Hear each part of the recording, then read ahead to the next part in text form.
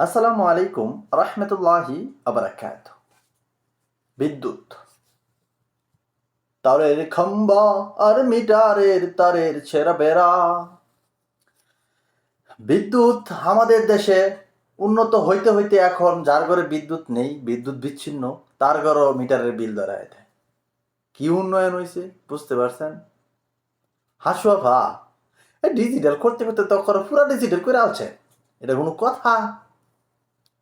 তারপরও পল্লী বিদ্যুতের যে কর্মচারীরা তারা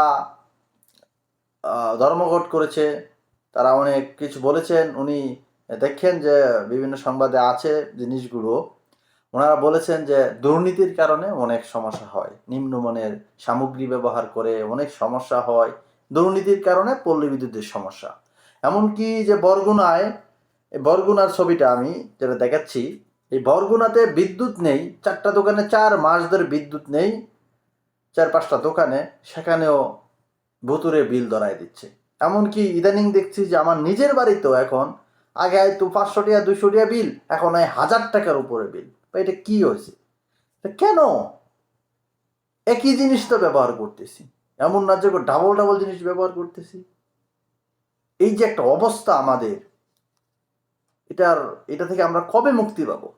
এই বিদ্যুতের সমস্যা, এই বিদ্যুতের দুর্নীতি থেকে আমরা কবে মুক্তি পাবো বলেন? আপনার এলাকার কি অবস্থা, আপনার বিদ্যুতের কি অবস্থা বলে যাবেন কমেন্ট বক্সে। ভালো থাকবেন। জানতে চাই এবং জানাতে চাই